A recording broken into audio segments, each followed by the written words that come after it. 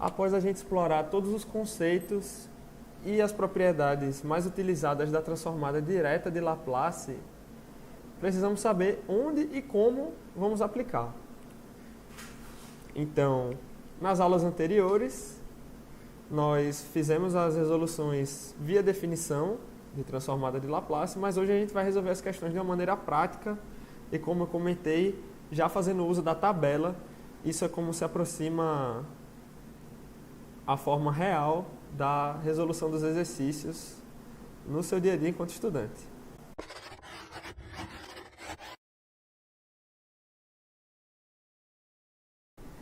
Fala pessoal, Guilherme de novo, representando o PET de Engenharia Elétrica, gravando a playlist do conteúdo de sinais e sistemas, especificamente transformada de Laplace, e hoje nós vamos realizar exercícios de transformada direta.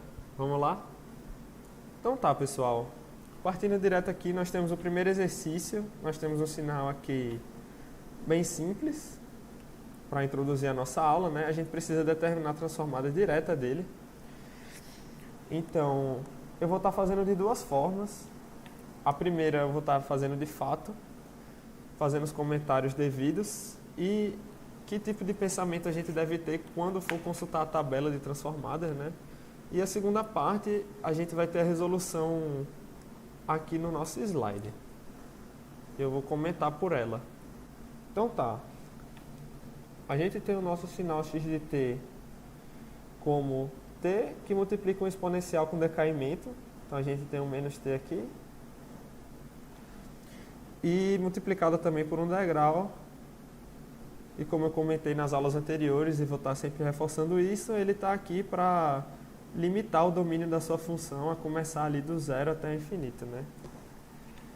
Então, como a gente resolveria isso pela tabela de transformadas de Laplace? Então, a tabela que a gente vai estar disponibilizando aí, ela tem as propriedades listadas por número. Então, especificamente para essa aula, né, eu vou estar comentando o número, propriedade 1, 2, 3, 4, etc, né? Então, a primeira coisa que a gente tem que ver é, existe das transformadas de sinais recorrentes uma função tabelada parecida com essa? E a resposta aqui é sim. A gente tem aqui a propriedade 6 da nossa tabela, com a transformada direta de t de E na lambda t, sendo lambda uma constante, o de t, ela é no domínio da frequência 1 sobre S menos o lambda ao quadrado. Então tá. A segunda coisa que a gente tem que observar é fazer uma comparação entre a nossa função e a função da tabela. Então a gente precisa fazer basicamente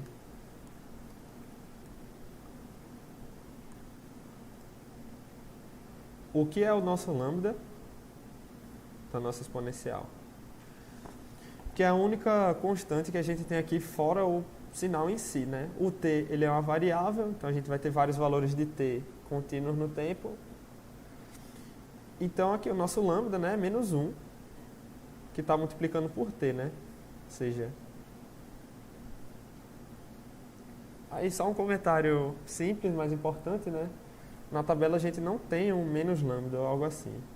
A gente tem um lambda. E aí a gente acha lambda igual a menos 1. Então, fazendo a substituição aqui, né, a gente simplesmente chega na transformada final, né, x de s, com lambda sendo menos 1, vai ser 1 sobre s mais 1 ao quadrado. Isso já é a nossa transformada. Muito mais fácil do que fazer por definição. Mas tá, como seria por definição? Está aqui no slide. Não vou estar entrando muito em detalhes, né? A gente já resolveu algumas por definição nas aulas iniciais ali, né? Para demonstrar algumas coisas. Mas, basicamente, a gente vai fazer a integral, né? De menos infinito a infinito. Como está multiplicado por um degrau, a gente vai ter de 0 a infinito aqui, né? Cravando ali nossos limites. E aí, por definição, né? A gente vai, dentro dessa integral, multiplicar por e na menos st. basicamente fazendo a sobreposição dos dois sinais, né? Aí o que é que a gente faz aqui? A gente junta os expoentes, né, e resolve a integral mesmo assim. Então, resolvendo essa integral, né, de E elevado a alguma coisa, né, vai ficar 1 sobre o ST, né, que multiplica o E. E aí, finalmente, a gente chega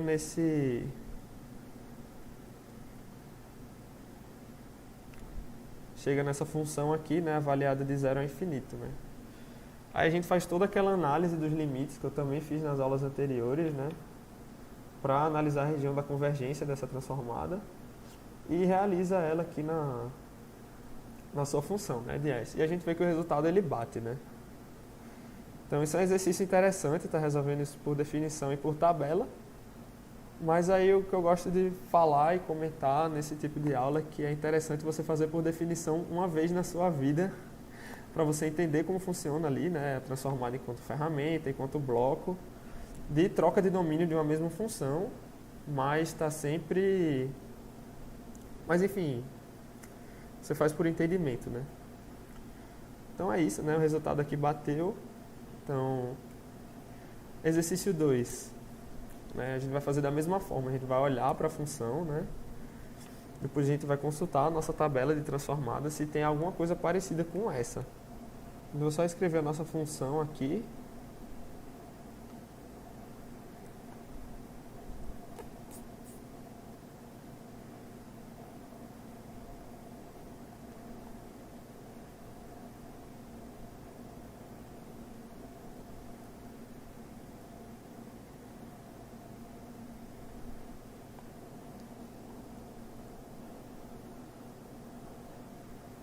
Certo. Analisando a nossa função, a gente vê aqui que, na verdade, a gente tem uma subtração, né, entre duas exponenciais. Então, a gente pode estar usando aqui a propriedade da linearidade da transformada de Laplace.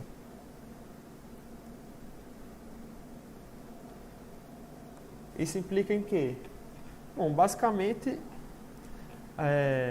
a transformada de Laplace de uma subtração entre duas funções é a transformada da primeira menos a da segunda, né? Então a gente pode escrever dessa forma na notação, já na notação de Laplace aqui, né?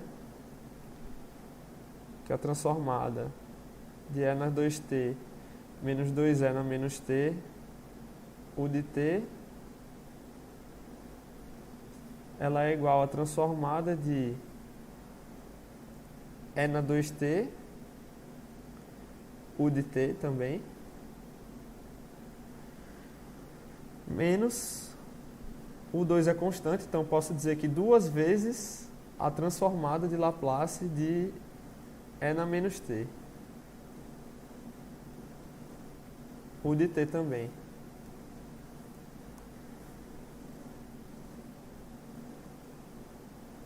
Agora a gente consegue enxergar com muito mais facilidade que a gente tem aqui basicamente a transformada de Laplace de duas exponenciais. Então a transformada das exponenciais também é conhecida. Dessa vez a gente não tem um t multiplicando. E aí a gente, na propriedade 5 da nossa transformada de Laplace, né, a gente vê que a transformada de E na lambda t, bem parecida com a anterior, tá? Mas não tem um termo ao quadrado. É 1 sobre S menos lambda. Aí, novamente, né? Para a primeira função aqui, né, quem seria o lambda? Seria 2. Então, a gente vai ter que x de S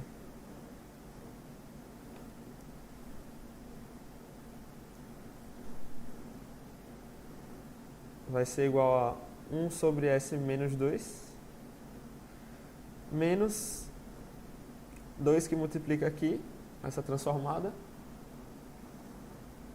O lambda é menos 1, 2 sobre S mais 1.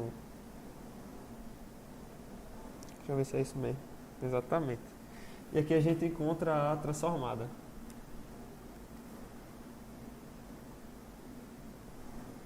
Por tabela.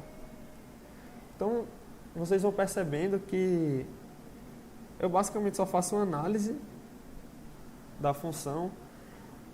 utilizo de algumas propriedades para deixar ela de uma forma mais conveniente para a nossa consulta, ou então, como a gente vai ver nos próximos exemplos, algum artifício matemático para alterar essa função, né? Aí só fazendo a resolução comentada aqui rapidamente, né, por definição, a gente pode fazer a mesma coisa, né, repartindo em duas integrais aqui, das exponenciais. E aí a gente resolveu nas aulas anteriores individualmente, né? A diferença é que os expoentes que a gente usou não necessariamente eram 2t ou menos t. Acho que a gente pode trocar sempre essas constantes, mas a resolução fica bem parecida, né? E a gente avalia aqui esses limites e a gente encontra aqui o mesmo resultado. Certo. Dando sequência, né, o exercício 3, ele já tem uma transformada bem complexa, né? A gente tem um cosseno aqui, uma exponencial. Para resolver isso por definição, a gente tinha que fazer a identidade de Euler, né? Repartir esse cosseno ali em exponenciais. A gente pode fazer isso ainda para consultar a tabela de cada exponencial, né? Mas felizmente, né, essa forma aqui também está na nossa tabela ali de sinais recorrentes, né, para fazer a transformada, então é isso que a gente vai fazer, assim como nos outros exercícios. Certo. Utilizando como base a tabela fornecida na descrição, que também foi a tabela que eu usei para planejar a aula, ela lista aqui a propriedade 10A, então a transformada de Laplace de um R menos AT. Aí o cosseno ele chama de BT mais o θ. O de T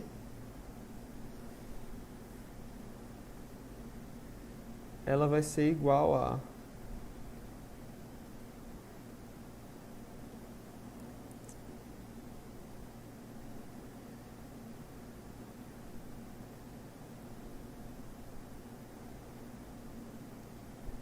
R cosseno θS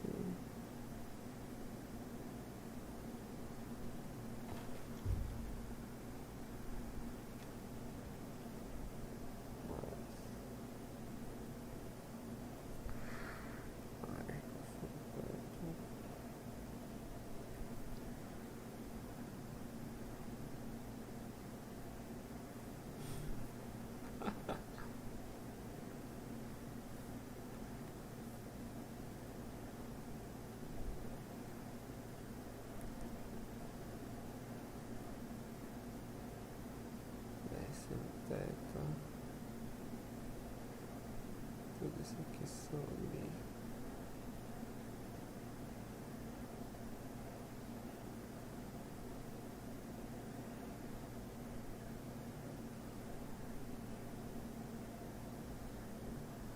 certo.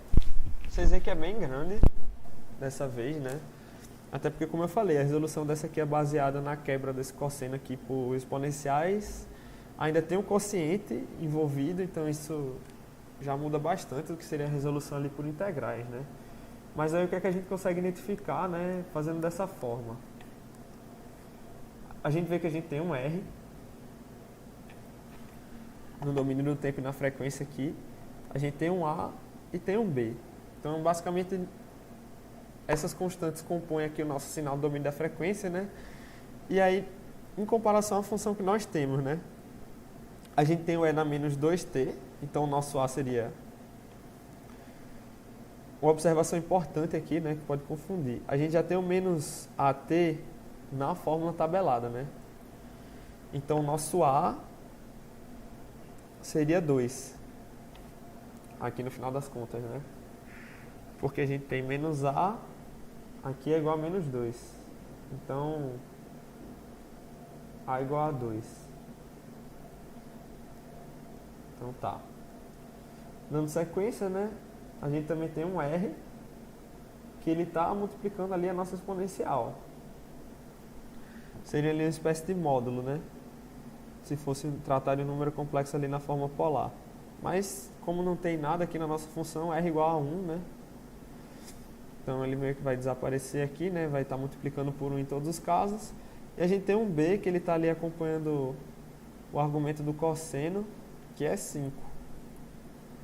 Então basta a gente substituir esses valores aqui, né? Que a gente não precisa usar nenhuma propriedade além da tabela, né? Então construindo o nosso sinal f de s aqui, sempre maiúsculo por causa da notação, a gente vai ter cosseno de θ S mais 2 cosseno de θ menos 5 seno de θ. Dividido por S ao quadrado mais 2A, o A é 2, então 4S mais A ao quadrado 4 mais 5 ao quadrado 25, 29 aqui. Aí só para deixar mais bonitinho, a gente pode deixar esse cosseno aqui em evidência e a gente fica com a forma final cosseno de θ, que multiplica S mais 2, menos 5 seno de θ, dividido por S ao quadrado, mais 4S, mais 29. Então tá aqui, mais uma transformada feita via tabela. A gente aqui só precisou organizar um pouco melhor, né, no final. E a gente percebe que, assim, até para sinais mais complexos, a gente já tem ali esse artifício, né? E aqui a gente vê que a resolução, via definição dela, é bem trabalhosa, né? Então a gente já começa aqui, como eu falei antes, né? Usando a identidade de Euler para transformar mas escrever esse cosseno, né, em forma de exponenciais.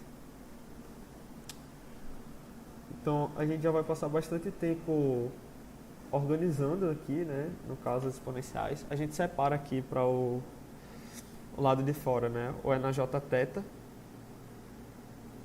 que ele viria da identidade de Euler, né. Por exemplo, se a gente tivesse o cosseno de θ, a gente teria exponencial da jθ mais exponencial na menos jθ, né? Sobre 2.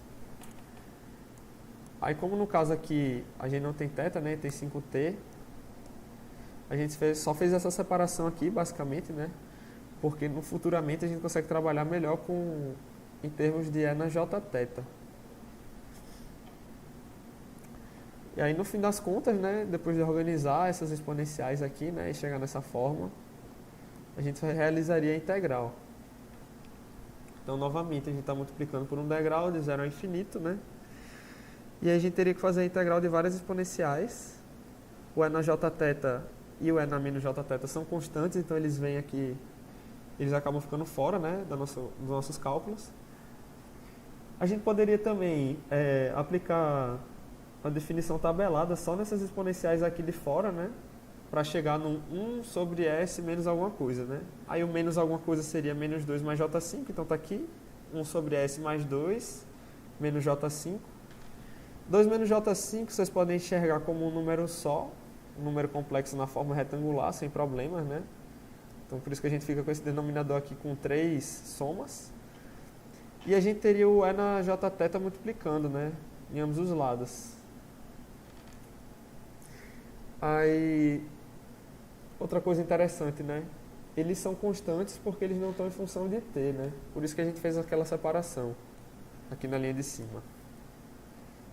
Estou fazendo essa passagem rápida, mas para explicar como é essa resolução por definição, caso vocês queiram reproduzir em casa por curiosidade, né? E aí, no fim das contas, a gente retorna essas exponenciais aqui para forma de seno e cosseno, né? E chega aqui na nossa transformada, que a gente vê de novo, né? Que é o mesmo resultado. O último exercício da nossa lista, né, é o exercício 4.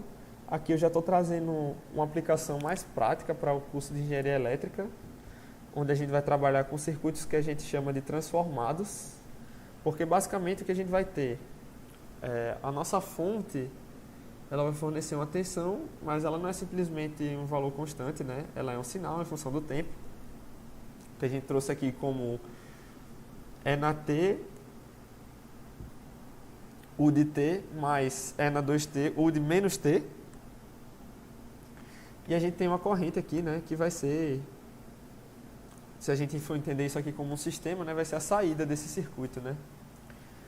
E aí tá, qual é a ideia da transformada de Laplace aqui, né? A análise desse circuito de domínio do tempo é muito complicada, porque além da gente ter uma fonte variável, né, que tem esse sinal aqui que não é trivial de ser trabalhado, né, a gente tem elementos reativos aqui, como é o caso desse capacitor. Então existem duas formas de resolver ele, né? Como esse daqui é mais simples, eu vou resolver ele só utilizando a lei de Ohm, com esses sinais mesmo. E qualquer conceito fora de sinais e sistemas eu vou explicar, né? Outros comentários, antes da gente de fato resolver essa questão, né? É que a gente pode resolver ele via modelo.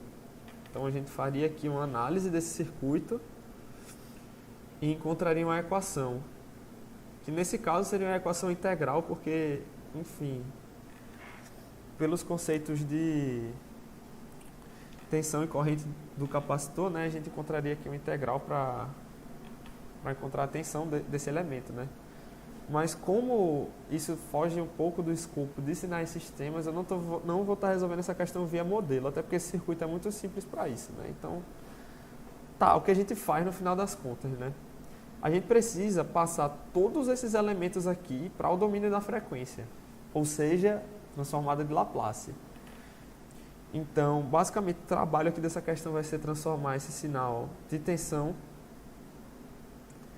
para o domínio da frequência, né? E os outros componentes também. Mas aí, no caso da resistência, ela vale 1 ohm, então a gente vai ter simplesmente 1. E no caso do capacitor, né, como a tensão do capacitor por definição, a tensão do capacitor ela é 1 sobre C da integral da corrente no intervalo de tempo que eu representei por tal aqui. Então, o que aconteceria na prática aqui, né? Transformada de Laplace da integral é 1 sobre S, multiplicado por 1 sobre C, né? Como C é 1, a gente vai ter simplesmente aqui 1 sobre S, né? Então, a gente escreveria já o nosso circuito assim.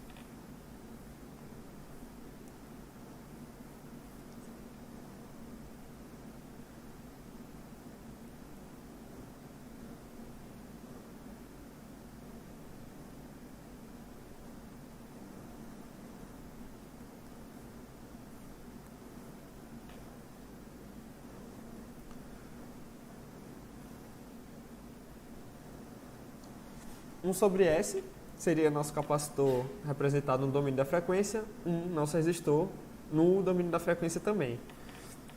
Aí, o que valeria nosso x de t, né? Então, a gente teria que pegar esse sinal aqui e realizar a transformada, que, como eu falei, isso aqui é a maior chave da questão, né?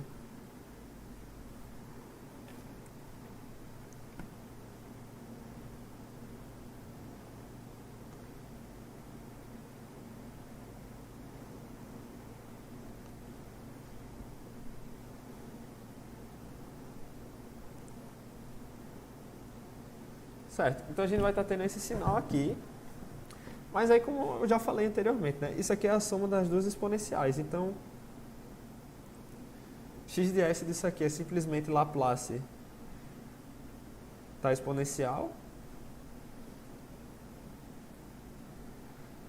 mais Laplace de outra exponencial, só que dessa vez ela está multiplicada por um degrau de u de menos t. Ai, meu Deus do céu, o que é isso? Não precisa se assustar. Como eu falei ao longo de toda a playlist aqui, simplesmente o degrau ele está multiplicado, né? Porque a função degrau ela vai de 0 ao infinito, vai valer 1 ali, né? Então a gente vai ter essa configuração aqui. Aí o que seria um degrau de menos 2t? Aliás, o que seria um degrau de menos t? A gente pode simplesmente, ele vai valer 1 de 0 até menos infinito aqui.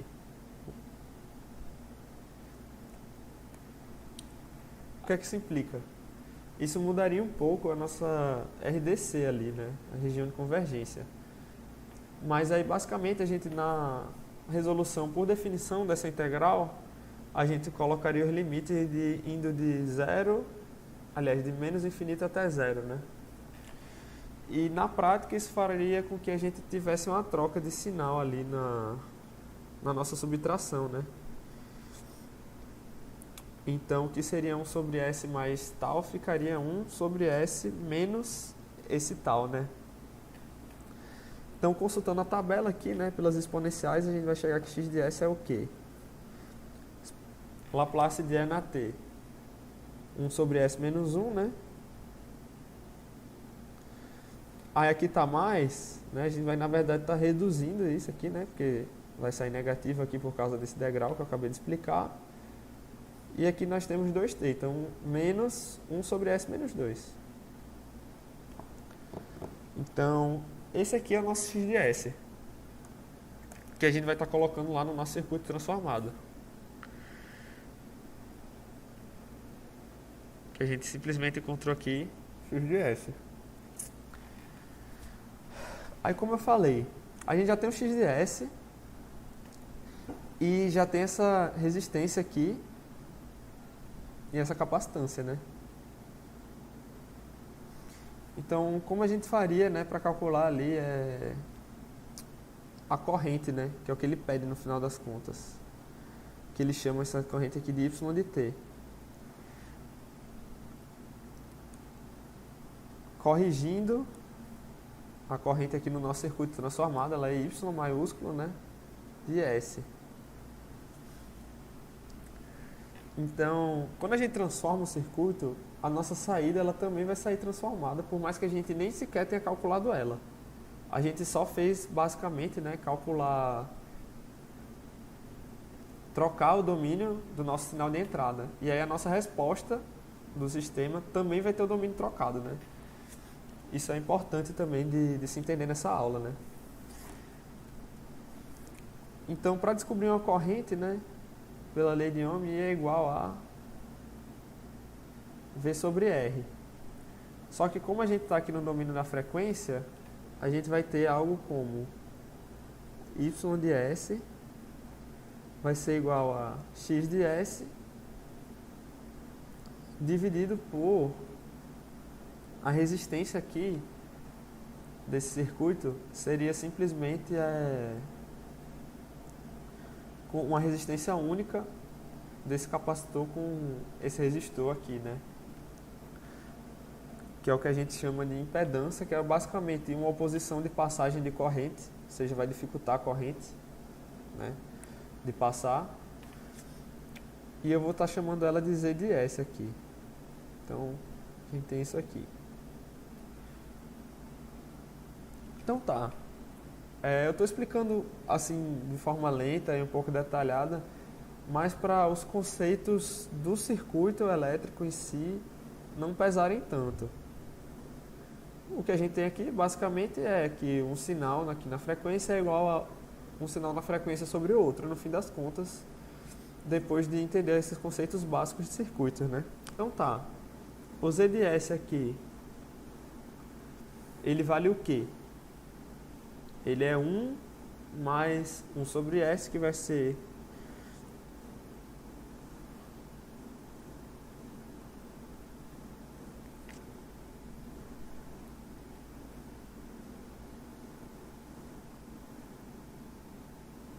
isso. Vai ser S sobre S mais 1. Isso aqui vai estar sobre o nosso X de S, né, que a gente acabou de calcular, ali em cima.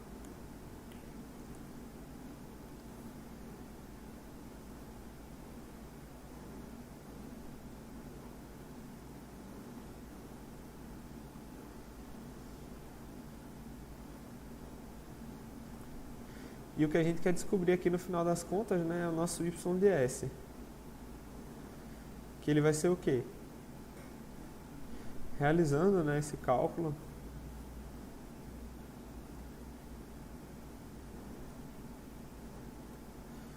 a gente vai chegar que ele é menos s de quê?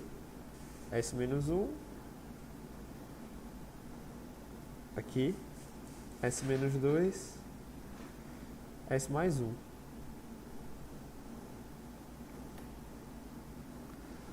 E isso aqui é a nossa corrente, né, y de s no domínio da frequência. Para a gente conseguir a resposta no tempo, a gente teria que realizar a transformada inversa de Laplace, que eu já dei a aula teórica sobre ela, mas ela seria ali, né, a nossa última aula.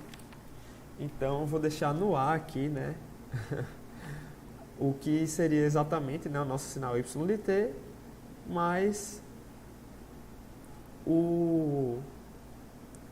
ele está aqui, né, porque o objetivo da aula é mostrar que realmente a gente consegue trazer esse sinal aqui para o domínio da frequência, analisar o circuito no domínio da frequência, depois voltar ele para o domínio do tempo e reconstruir a nossa resposta ali e a nossa compreensão sobre o sistema da mesma maneira.